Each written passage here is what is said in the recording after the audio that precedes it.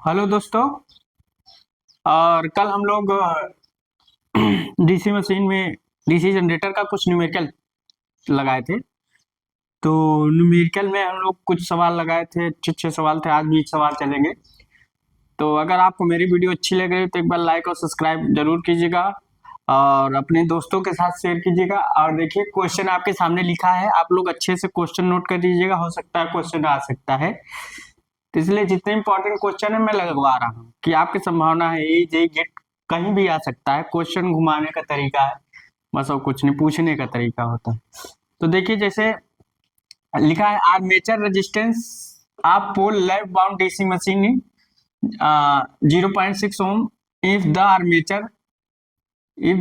Armature rewound using wave winding the armature resistance will be. Armature का resistance पूछ रहा है। तो देखो अगर देखा जाए, सॉल्व अगर हम लिखते हैं, सॉल्व नहीं चल रहा है, अगर सॉल्व लिखते हैं, पूछ रहा है armature resistance pole of lap wound DC machine. तो रेजिस्टेंस ऑफ पैरेलल पाथ अगर आर्मेचर का निकाल रहे हैं, इस केस में resistance of parallel path lap wound का, तो लैप बाइंडिंग में क्या होता है, नंबर ऑफ पोल और नंबर ऑफ स्लॉट्स इक्वल होते हैं। तो तो आर्मेचर रेजिस्टेंस कितना है, 0.05 R/6। 6 क्या है, नंबर ऑफ पोल, आर क्या है, नंबर ऑफ रजिस्टर। ठीक, तो उसके बाद अगर आर की वैल्यू हम करें तो कितना आएगा, 56 0.3 ओम आ रहा है। आर्मेचर का रेजिस्टेंस ऑफ पैरेलल पाथ जो है उसका रेजिस्टेंस हम निकालेंगे। ठीक, अब अगर रीबाउंड वेव बाइंडिंग मशीन है, फिर कर रहा है रीबाउंड वेव बाइंडिंग मशीन है, तो 2 पैरेलल पाथ होगा। 2 पैरेलल पाथ होगा तो ईच ऑफ रेजिस्टेंस निकालेंगे, एक पैरेलल पाथ का रेजिस्टेंस निकालेंगे। Each parallel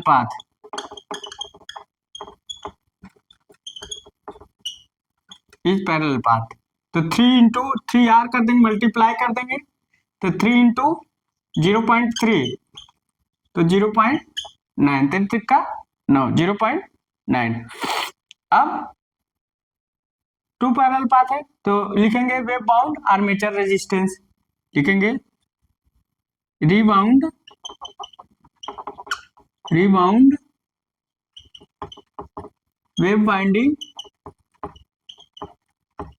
wave winding the armature resistance.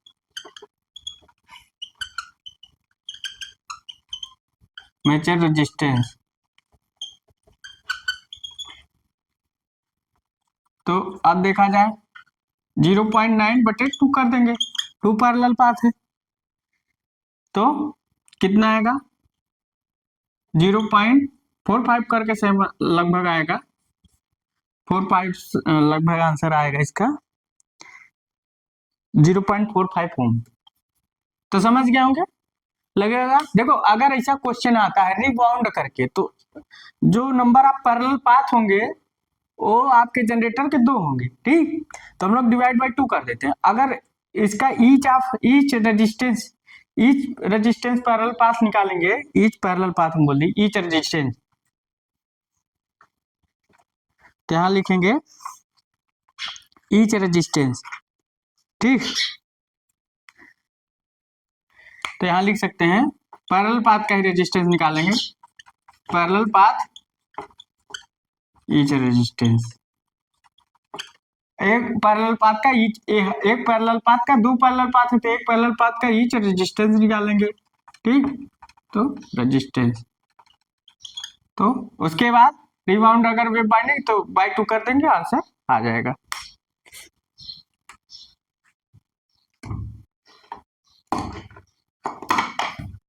देखो अगर ऐसा कहीं पूछता है आपको आंसर भी याद रखना होगा इन सब का कितना होता है। ठीक, देखो इसका एक ही तरीका होता है, प्रैक्टिस, और अच्छे से आप पढ़िए। और हमने अगर rebound using wave binding armature resistance है उसका 2 पैरेलल पाथ होता है, एक पैरेलल का हम रेजिस्टेंस निकाले, एक पैरेलल पाथ का। ठीक, तो एक पैरेलल पाथ का हम लोग रेजिस्टेंस निकाल लेते हैं और उसके बाद उसका एक रेजिस्टेंस हम निकाल लेते हैं 3 इंटू रेजिस्टेंस आई भी पैरेलल पाथ। ठीक, निकाल लीजिए।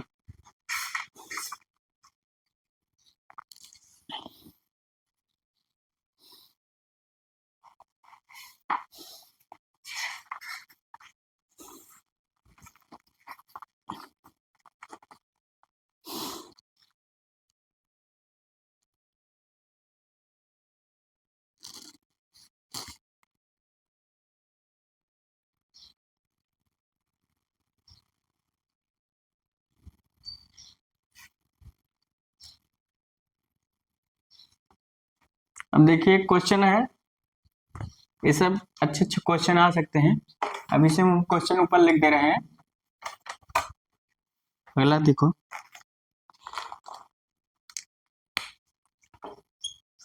इन अ 4 पोल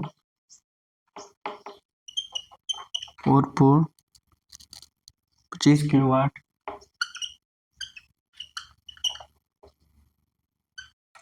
25 kilowatt 200 volt wave bound DC generator, wave bound DC generator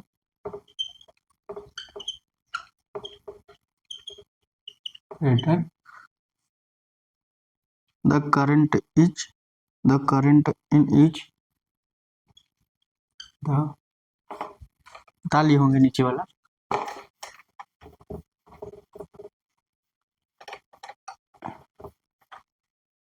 the current in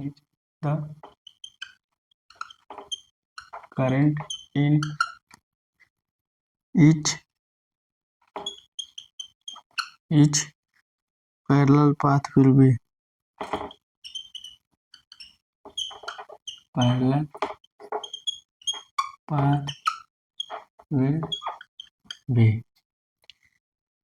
अब देखो, ये भी कोई बहुत ज्यादा टफ सवाल नहीं है। कह रहा है अगर 25 किलोवाट का वेव बाउंड जनरेटर है तो इसका लोड करंट निकाल लो। तो 25 इंटू 10⁻³ अपान 200, 2 जीरो कट गया, 250 तो 125 आ गया। अब शंट जनरेटर है, वेव बाउंड शंट जनरेटर होगा, करंट क्या होगा, I equal to IL plus ISH होगा। तो इसमें शंट वाइंडिंग को हम निगलेक्ट मान लेते हैं, ISH को हमने निगलेक्ट मान लिया, तो I इक्वल टू क्या होगा, IL हो गया। तो IL की वैल्यू कितनी, 125 एम्पियर। अब कह रहा है वेव बाउंड जनरेटर से पैरेलल पाथ कितना होगा, 2, तो इक्वल टू 2। तो लिखा है करंट ईच पैरेलल पाथ, तो निकाल सकते हैं करंट ईच पैरेलल पाथ।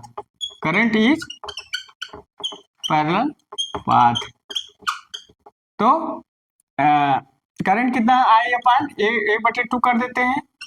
ठीक, 2 पैरेलल पाथ तो 2 भाग कर देते हैं, 125 अपान 2 तो 62/5। ठीक, ये आंसर आ गया। करंट पूछ रहा था, एम्पियर में आंसर दे देना, लगा लीजिए। कुछ था, कुछ नहीं था, मगर कहीं आप लोग कंफ्यूज हो सकते हो। तो ISH को हम निगलेक्ट मान लेते हैं, ISH निगलेक्ट। ठीक, आंसर आ गया। कौन सा क्वेश्चन कैसा लगेगा, देखो घुमाने का पूछने का तरीका है।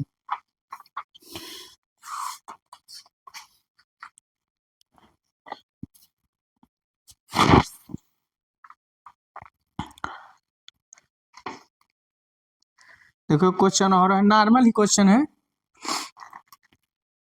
हमने जो इस पर शायद ये फार्मूला हमने लिखवाया था, कहीं लिखवाया था, I इक्वल टू बटे, अगर वेव बाउंड है तो यहाँ 2 रख देना है, और लैप बाउंड है तो I equal to A upon P रख देना है। हमने लिखवाया था शायद, तो उतार लीजिए।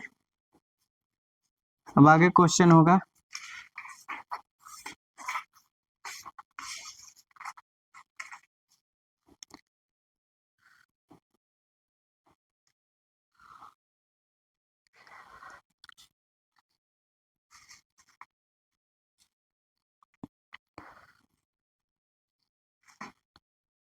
अब देखिए, अब हम आगे चलते हैं, लगा लिए हैं। अब अगला सवाल, अगर नोट पॉइंट में हम करके कुछ लिखवा देते हैं, अगर कहीं आपको पूछता है करंट पैरेलल पाथ, करंट पर पैरेलल पाथ अगर कहीं पूछता है,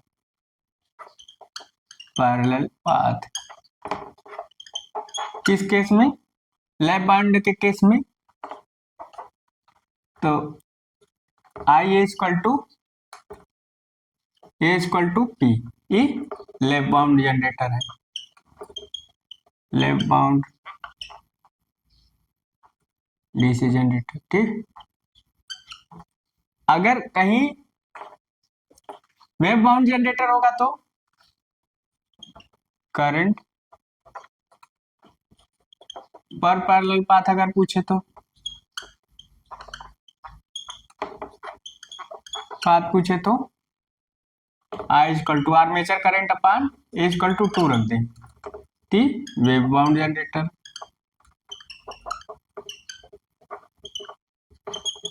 डीसी जनरेटर। ठीक, ताल लीजिए। तो अगर ऐसा कहीं आता है करंट पर पैरेलल पाथ, करंट पर वेव बाउंड, लैप बाउंड, तो आप लोग को ये निकाल का आंसर मार देना है, आंसर कर देना है। अब इसी पे एक बेस क्वेश्चन है। क्वेश्चन क्या है, 8 pole lap wound DC generator, 8 pole lap wound DC generator, lap wound DC generator, lap wound DC generator, DC shunt generator है। क्या क्या लिखिए, DC shunt generator, shunt generator, DC shunt generator is supplying 295 ampere, is supplying 295 ampere to a load, ampere to a load. देखिए अच्छा लग रहा है सवाल लगा, the field current of the generator, the field current of the generator, the field current of the generator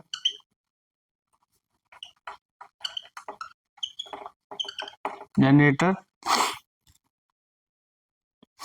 is 5 ampere,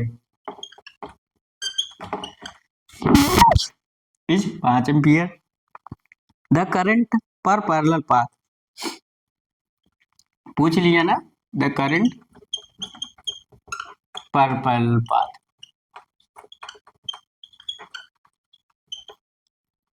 पर parallel path. ठीक, तो सब कुछ करा आप लोग को पता है, लगा सकते हैं। अब आई इक्वल टू क्या होता है, आर्मेचर करंट क्या होता है, I L plus H H, शायद सब दिया भी है। लोड करंट कितना है,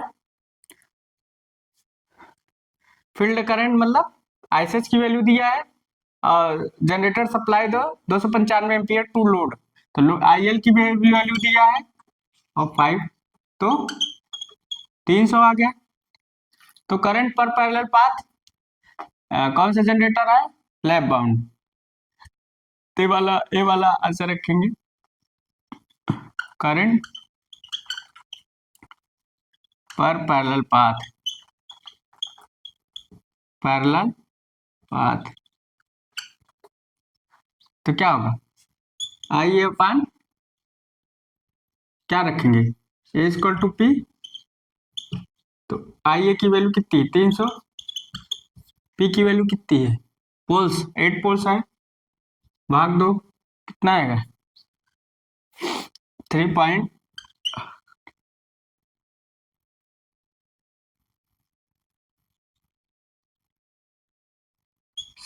3.7 ऐसे कर लो, 8 8 त्रिक 24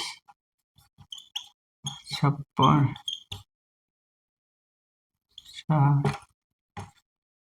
37.5 क्या एम्पियर, ये आंसर आ गया। डाल लीजिए।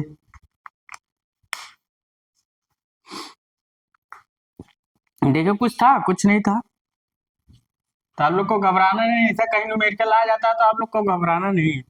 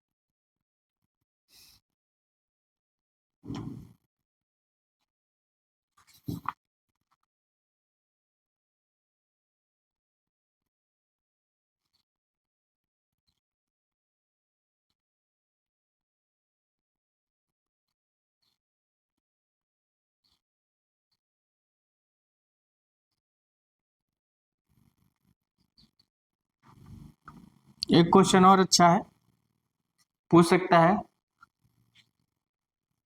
उतार लीजिए। आप लोग उतार लिए होंगे, तो आगे चलते हैं। देखिए क्वेश्चन जो पूछने का तरीका है वो छोटी छोटी है, मगर देखो बड़ी बड़ी बातें हैं। नहीं पता होगा तो आप लोग न्यूमेरिकल नहीं लगा सकते, तो इसलिए आपको बताना पड़ रहा है कि क्या, इसलिए आपका बेस बहुत मजबूत होना चाहिए। बेस नहीं मजबूत होगा तो आप नहीं लगा पाएंगे। फिर एक क्वेश्चन पूछ रहा है, अच्छा क्वेश्चन है।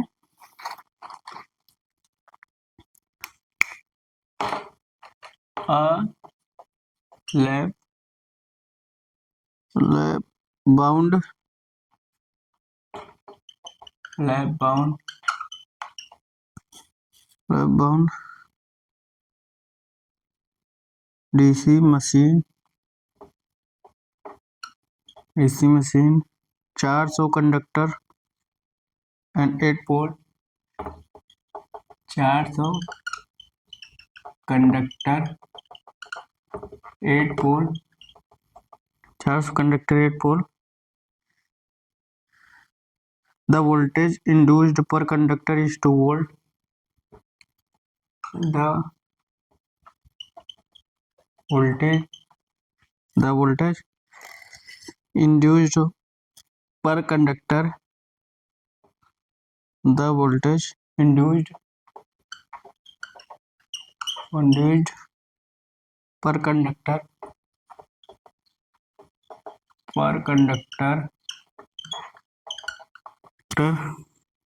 is 2 volt.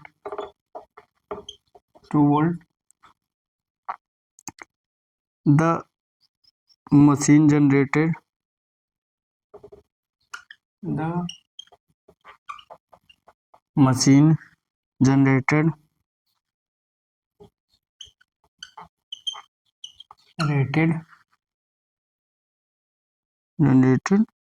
a voltage of, क्या पूछ रहा है आप लोग समझ गए होंगे, मैं समझ तो समझाना तो पड़ेगा। Lab wound DC machine 400 conductor पर पोल, मतलब जो उसका 400 कंडक्टर पर पोल्स, तो लैब बाउंड है तो नंबर ऑफ कंडक्टर्स और नंबर ऑफ पोल्स इक्वल होते हैं, ये तो पता है। तो conductor of number parallel path में निकाल ले कि पैरेलल पाथ में नंबर ऑफ कंडक्टर कितने होंगे। ठीक, लिखेंगे कंडक्टर पर पैरेलल पाथ अगर निकाले तो पर पैरेलल पाथ इसका निकाल लीजिए, कितना होगा जेड बाई पी, हम लोग जानते हैं 400 अपान 8, 50 आ गया। अब द वोल्टेज इंड्यूस्ड पर कंडक्टर, तो कंडक्टर पर पास पर इतना आ गया, तो जनरेटेड वोल्टेज कितना होगा, पहले से 2 वोल्ट है तो 50 का मल्टीप्लिकेशन कर देंगे, लिखेंगे induced generated voltage, induced generated voltage, rated voltage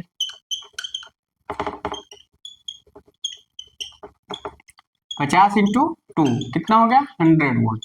अब जो 100 वोल्ट हुआ है वही क्या है, द मशीन में जनरेटेड वोल्टेज होता है।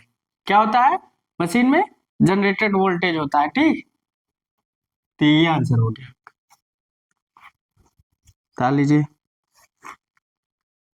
ऐसे ऐसे सवाल आते हैं जो आपको फंसा सकते हैं, तो आप लोग को धीरज धर के चलना है।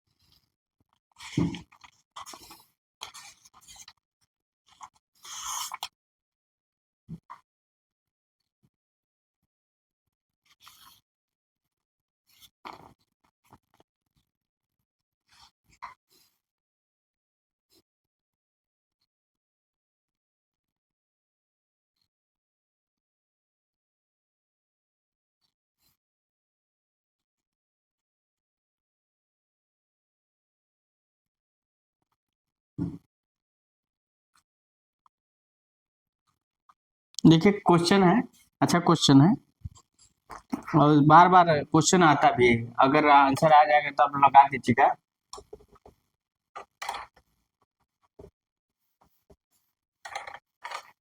कुछ आज इम्पोर्टेंट क्वेश्चन चल रहे हैं जो कि बहुत महत्वपूर्ण क्वेश्चन है। आज हम आपको कुछ बहुत चीजें नहीं बातें बताएंगे जो आपके लिए बहुत लाभदायक होंगे। लिखा at a certain speed, at a certain speed,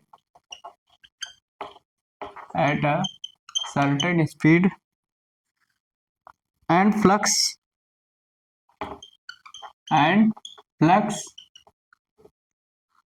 the voltage generated by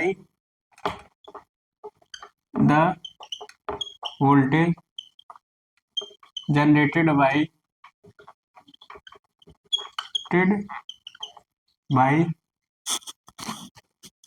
a DC generator, a DC generator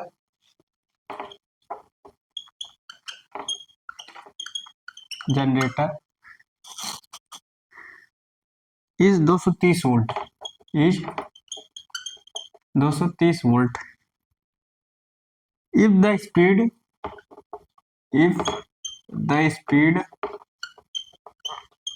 speed is increased by 20, is increased by 20%, and the flux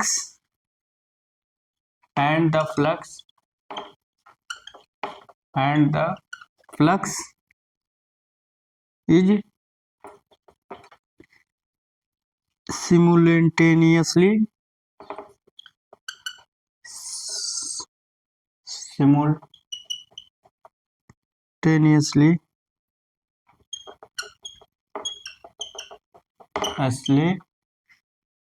reduced by 10%, reduced by 10%, the voltage will be, the voltage will be, voltage will be। अब solve कुछ नहीं, हम formula क्या जानते हैं, Eg P5 ZN बटे 60। ठीक, अब देखिए पहले क्या था, पहला हमारा कर रहा है the certain speed of flux, जो सर्टेन स्पीड था पहले ऑफ फ्लक्स, तो जनरेटेड वोल्टेज डिसीजन है 230 वोल्ट था, तो इसको हम Eg इक्वल टू क्या लिख सकते हैं, K फाइन टू N। तो पहले क्या था 230, जो रेटेड स्पीड और रेटेड फ्लक्स था, तो 230 upon K into phi to N, question number. उसके बाद speed increase 20% and flux reduce by 10%, तो उसके बाद Eg की वैल्यू कितनी है, के, तो फ्लक्स कितना, फ्लक्स 0 पॉइंट, टोटल फ्लक्स कितना होगा 5, और स्पीड कितना घटा, स्पीड कितना इंक्रीज हुआ 10। ठीक, अब इक्वेशन नंबर 2, इक्वेशन 1.2 कर सकते हो, लिखेंगे division from equation 1 divide by 2, तब करेंगे 230 अपान Eg, तो 230 K 5 N अपान K 0.9 5 इंटू 1.2 N स्पीड। ठीक, तो 5 से 5 काट देंगे, N से N कट गया, K से K कट गया, तो बचा क्या, Eg इक्वल टू कितना निकला 0.9 1.2 230, आएगा 284 दशमलव समथिंग कुछ आएगा, इसका आएगा 284 दशमलव, मल्टीप्लिकेशन कर लीजिएगा 248.4, यहाँ गलत लिख दे, तो 248.4 Eg की वैल्यू आ गई। अब क्या कर रहा है, तो वोल्टेज, तो इंक्रीज वोल्टेज, तो वोल्टेज विल बी, तो वोल्टेज कितना होगा, तो वोल्टेज पहले कितना था 230 था, मगर इंक्रीज हो रहा है ना, बढ़ा है वोल्टेज, 230 से हमारा 248 हो गया, इंक्रीज हुआ है, इंक्रीज हुआ है ना। अगर 230 से कम रहता तो डिक्रीज हो जाता, तो परसेंटेज इंक्रीज वोल्टेज लिखेंगे, इसको आप लोग उतार लीजिए, या यहाँ हम लिख देते हैं percentage increase voltage. Increase voltage हुआ है क्योंकि 230 से हमारा 248 पर हुआ, जब प्लस घटा है और स्पीड बढ़ा है, increase voltage, percentage increase voltage, तो क्या होगा Eg माइनस बी अपान बी इंटू 100, तो Eg की वैल्यू कितनी है 248.4, 248 सही है, ठीक है 248.4 और 230 अपान 230 इंटू 100, तो कितना आएगा 8% आंसर आएगा। तो इंक्रीजिंग 8%, इंक्रीज वोल्टेज 8% आंसर आपका ऑप्शन में है शायद, 8% आंसर है भी, इंक्रीज बाई 8%, सही।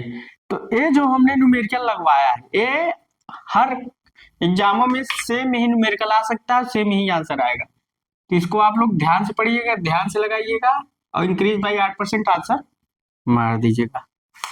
ठीक, ये हमने लगवा दी कि लगाना तरीका है, गेट आउट में पूछता है कहीं हल करके इतना लिखना है, तो आप लिख के हल कर सकते हो, मगर आप ऑब्जेक्टिव में आएगा तो इंक्रीज बाई 8% आपको लगा देना, सेम ही न्यूमेरिकल आएगा अगर आएगा तो।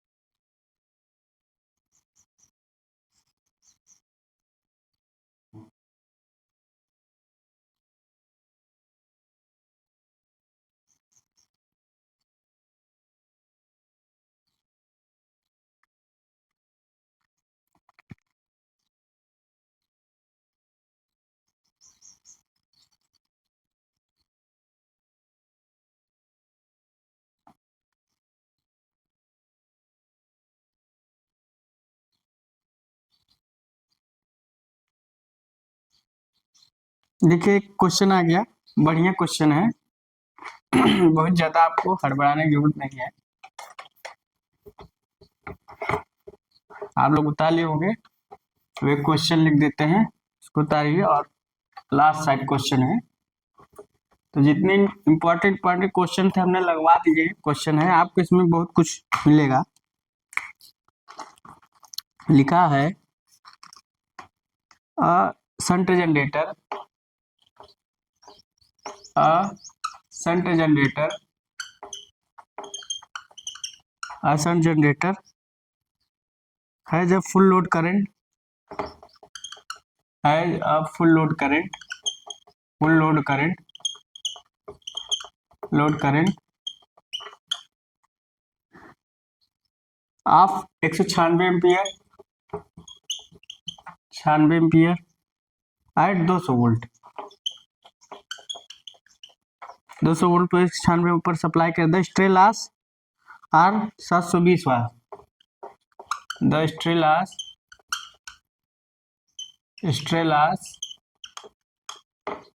720 watt and shunt field coil resistance is 55 ohm and shunt field coil resistance is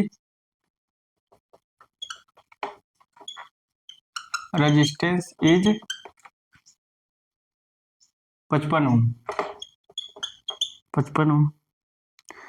It has a full load efficiency. It has a full load efficiency. Full load efficiency.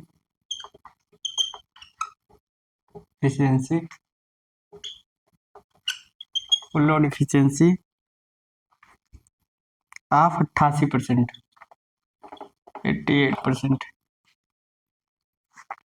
What is the value of armature resistance? What is the armature resistance?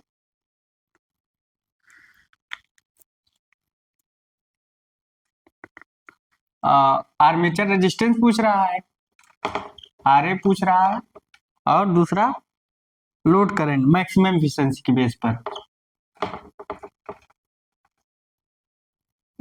Number एक armature resistance, दूसरा पूछ रहा है what is the load current of maximum efficiency पर। तो कुछ ध्यान आ रहा होगा। कुछ ध्यान आ रहा होगा, तो घबराना है नहीं कहीं आपको।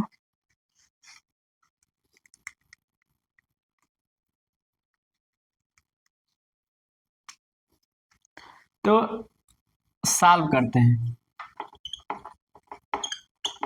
कुछ है, कुछ नहीं। देखो, इफिशिएंसी हम क्या जानते हैं, इफिशिएंसी इक्वल टू क्या होता है, आउटपुट अपन इनपुट होता है ना, पता है।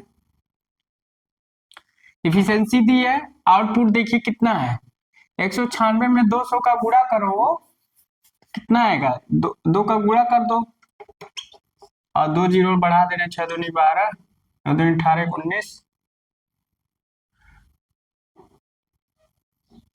392 कुछ आ रहा है ना समथिंग। तो जनरेटेड आउटपुट कितना निकल गया, 43, 196, 220, 220 है शायद, 220 है, देखो यहाँ 220 है, वही कर रहे हैं, 220 है। तो अगर इसका करोगे 196 गुणित 22 का अगर करोगे, 6 दूनी 12,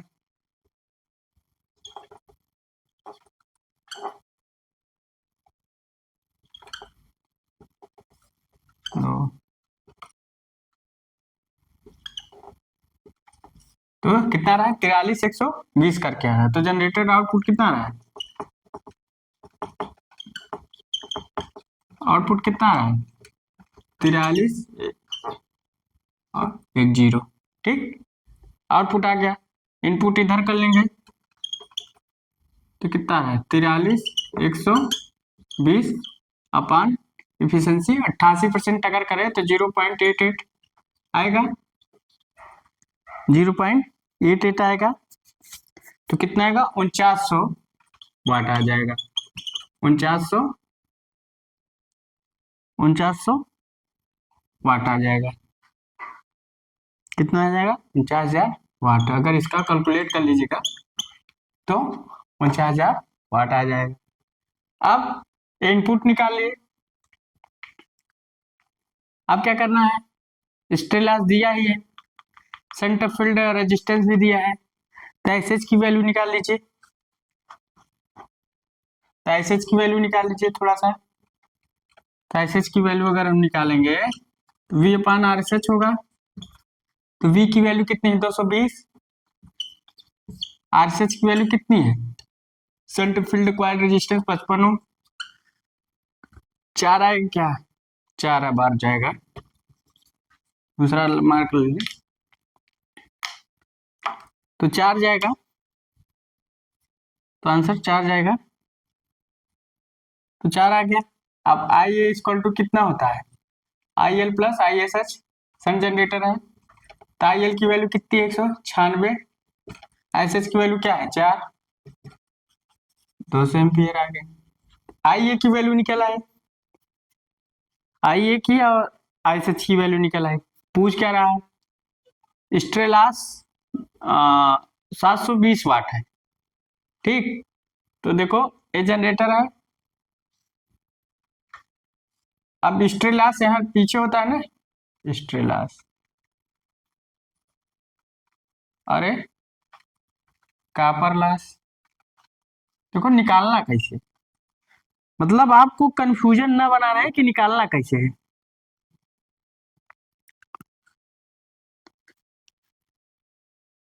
तो अगर टोटल लॉस की बात करें,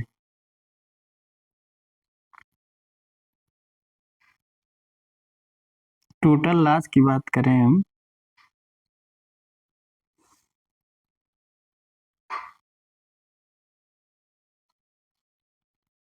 तो देखो क्या होता है जैसे आउटपुट क्या होता है, आउटपुट अपान इनपुट, देखो हम दिखा, ऊपर वाला आप तो लिख ही लियो, थोड़ा सा मिटाते हैं, इतना उतार लीजिए आप लोग, कर गया, ये याद रखिएगा 49,000 वाट। तरीका मैं सिखाना चाहता हूँ, रटाना नहीं चाहता, मैं रटाना नहीं चाहता, ठीक। इसको उतार लीजिए, 4900 वाट आ गया है। एसएच की वैल्यू 4 है, आई की वैल्यू 400 वाट। देखिए इसको मैं मिटाता हूँ। अब क्या है, 49,000 वाट याद रखिएगा और 2 एम्पियर। अब देखिए आउटपुट क्या होता है, तो इसको अगर हम लिखना चाहें आउटपुट बराबर क्या होगा, तो इनपुट माइनस लॉसेस होगा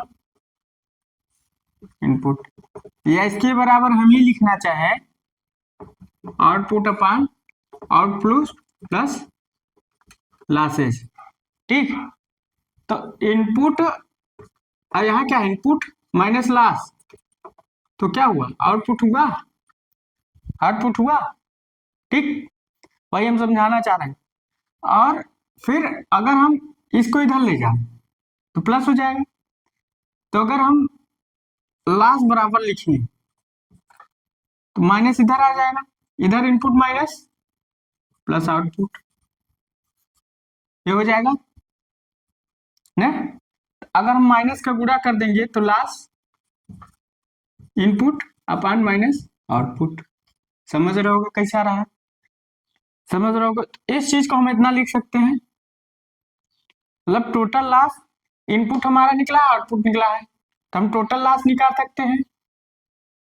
तो समझ रहे होगे, तो हम टोटल लॉस निकाल सकते हैं।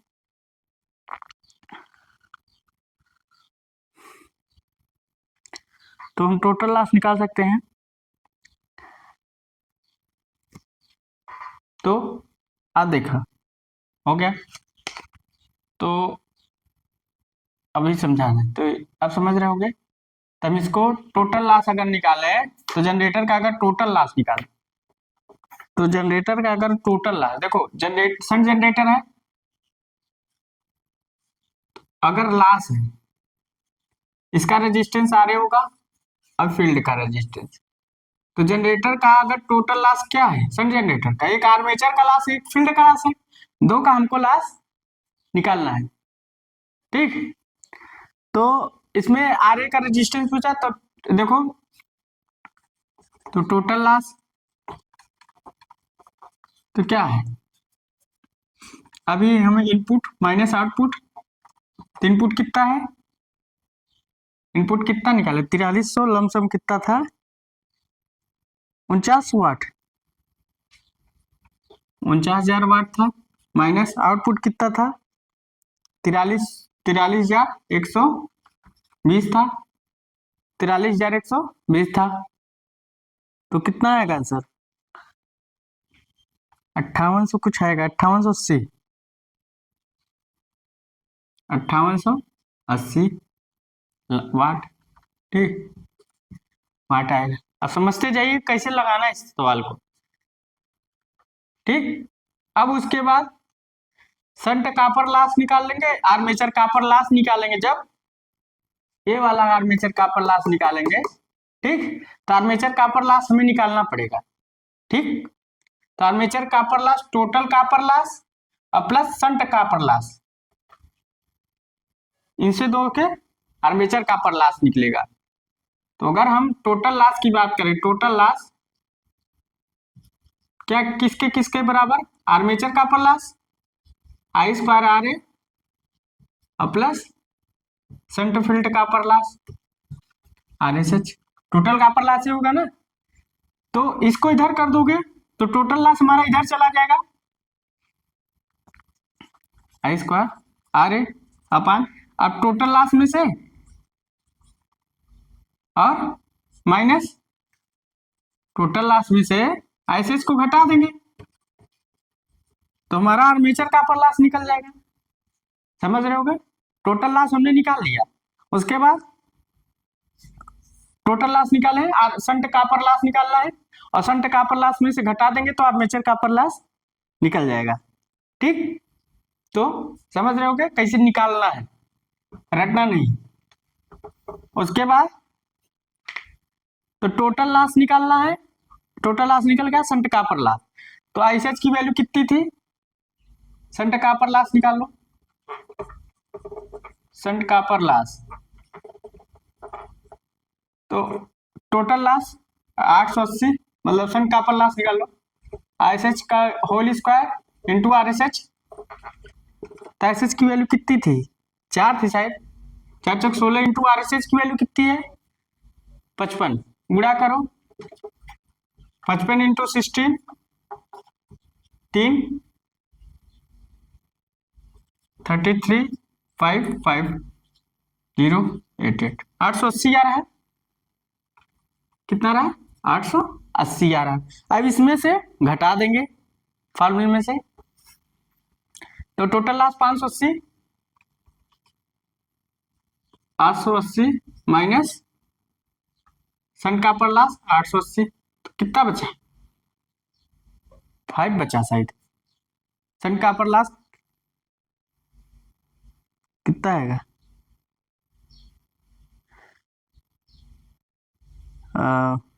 कितना रहा? 880, इसके बाद है तो संट कॉपर लॉस। अब संट कॉपर लॉस क्या होता है? स्टील लॉस भी कहीं दिया है, हाँ शायद दिया है। को घटा के लेंगे तो हमारा 5 आ जाएगा, गड़बड़ आ जाएगा।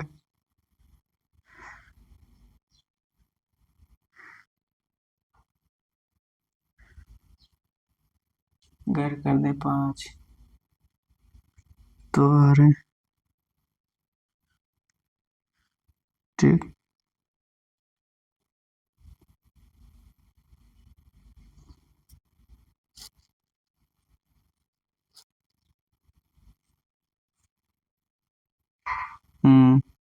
अगर हम, ये तो सही है, तो अगर हम मल्टीप्लिकेशन करेंगे तो टोटल कॉपर लॉस तुमको आ रही वैल्यू, तो मैक्सिमम एफिशिएंसी के केस में आर्मेचर कॉपर लॉस क्या होगा? स्ट्रे लॉस भी दिया है ना इसमें, तो स्ट्रे लॉस को हम कंक्लूड करेंगे 720, इसमें संट कॉपर लॉस में शायद इसमें हम कंक्लूड करना पड़ेगा, मतलब 880 प्लस 720। इस संट कॉपर लॉस में स्ट्रे लॉस भी दिया है ना, तो स्ट्रे लॉस को कंक्लूड करके घटाएंगे, तो इसमें स्ट्रे लॉस हम कंक्लूड कर लेंगे प्लस स्ट्रे लॉस, अब घटा देंगे तो हमारा आ जाएगा। ठीक, अब इसमें हम स्ट्रे लॉस को भी कंक्लूड करके घटाएंगे, इसलिए करके घटाएंगे क्योंकि हमारा स्ट्रे लॉस दिया है। तो हमारा जो स्ट्रे लॉस और shunt field point, stray loss और संट फील्ड का लॉस होगा, तो वही सोच रहे हैं। ठीक, इसकी वैल्यू आ गई ऊपर वाला, तो इसको मिटा देते हैं थोड़ा सा, फुल लोड करंट भी निकालेंगे मैक्सिमम एफिशिएंसी में। ठीक, तो स्ट्रे लॉस तो आपका आ गया होगा, इसी के आगे हम लोग लिखते हैं तो टोटल लॉस, तो इसको हम लिख सकते हैं I square R A upon total loss कितना है 5880 माइनस एस एच की वैल्यू कितनी है 880 plus stray loss, stray loss की वैल्यू हम निकाले कितना है,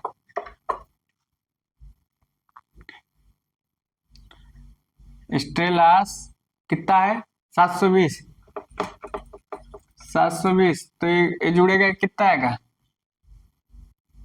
880 720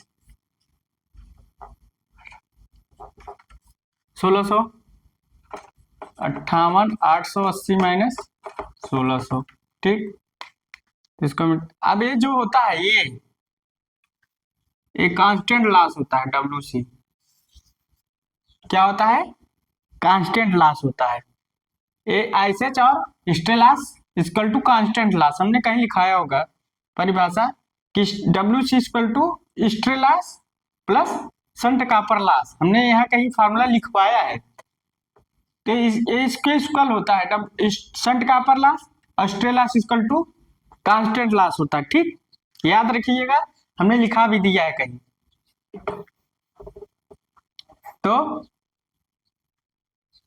तो घटाओगे तो कितना आएगा 5880 माइनस 1600, 8 2 3 3280 आ रहा है लमसम। 4 में से 5 में से 4 4280। ठीक, 4280 तो हमारा कितना है 4280। समझ गए होंगे। तो हमारा कांस्टेंट लाट कितना रहा है 1600 आ रहा है load current maximum load current पर। तो अब इसमें RA का वैल्यू अगर निकालें तो कितना आ रहा है अंडर रूट हो जाएगा 4280। और आर्मेचर करंट की वैल्यू कितनी थी शायद 200 था, तो 200 का स्क्वायर कर देंगे। तो अगर ये करोगे तो कितना आएगा, इसका आंसर आएगा 0.107 शायद करके आ रहा है। हाँ ठीक 107, ठीक। तो 107 करके आया है, ठीक। आर्मेचर का वैल्यू आ गया, आर्मेचर रजिस्टर। अब क्या करा मैक्सिमम इफिशिएंसी पे लोड करंट ज्ञात करना है। तो मैक्सिमम इफिशिएंसी पे हमने R square R L square R A equal to constant loss. तो कांस्टेंट लॉस हमने बताया है क्या स्ट्रे लॉस और shunt copper loss equal to constant loss. तो आई एल इक्वल टू क्या हो जाएगा WC अपान आर ए, ठीक। WC की वैल्यू कितनी है 1600 और आर ए की वैल्यू 0.107 इतनी है। अब इसको निकालोगे तो कितना आएगा 122.3 एम्पियर, ये आंसर आ गया। तो हमने उससे ये निकाल लिया। तो आपका लोड करंट भी कहीं पूछता मैक्सिमम एफिशिएंसी, तो आपको ये फार्मूला रख के निकाल लेना है, ठीक। तो कुछ था नहीं, घुमाया था, घुमाया भी नहीं था, थोड़ा अरे कॉन्सेप्ट बेस पर थी, कॉन्सेप्ट बेस पर थी कि आपको क्या कैसे करना है, ठीक। तो कॉन्सेप्ट बेस पर थी। तो आप लोग याद रखिएगा कि जो हमारा क्या है कांस्टेंट लॉस होता है, stray loss shunt copper loss होता है, वो आपको ब्रैकेट में करके लिख लीजिएगा। उतार लीजिए जल्दी। अब देखिए एक चीज इसमें हम समझाना चाहते हैं, पहले उतार लीजिए जल्दी।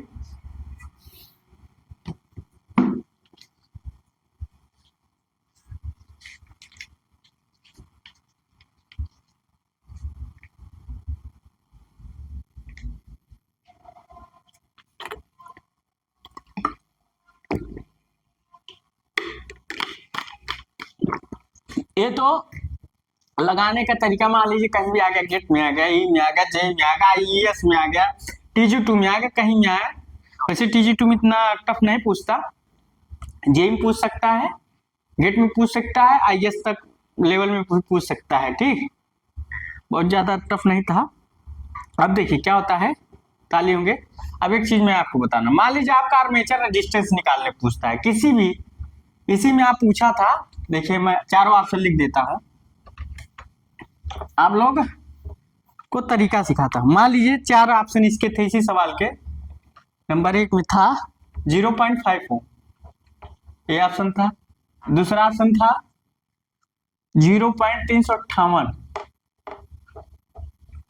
ये था।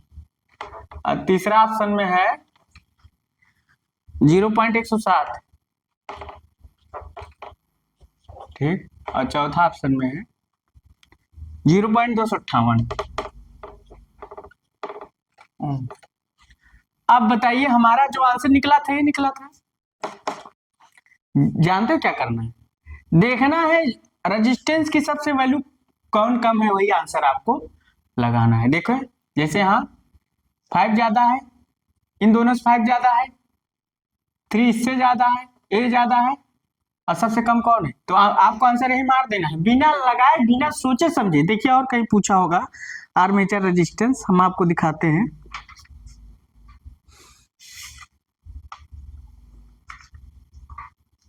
या अगर दिया होगा तो दिखाते हैं, नहीं तो कोई दिक्कत नहीं है। जैसे हाँ देखिए एक जगह और पूछा है। अब देखिए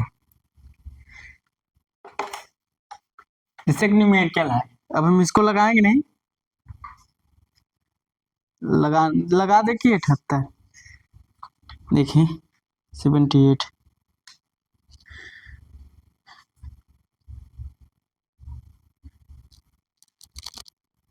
देखिए न्यूमेरिकल दिया है,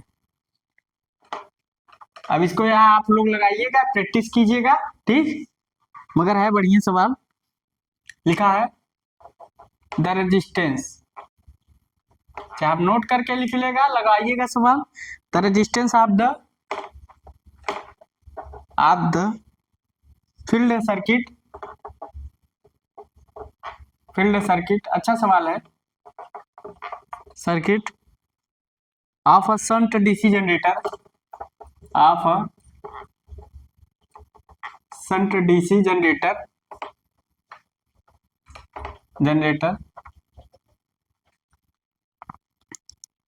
is 200 ohm, is 200 ohm. When the output of the generator, when the output of generator of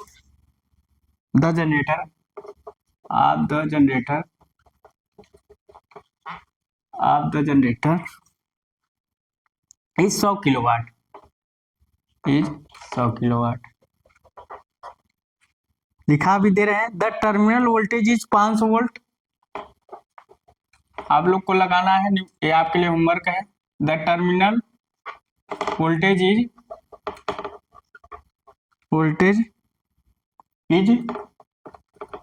500 volt and the generator EMF 525 volt, and the generator EMF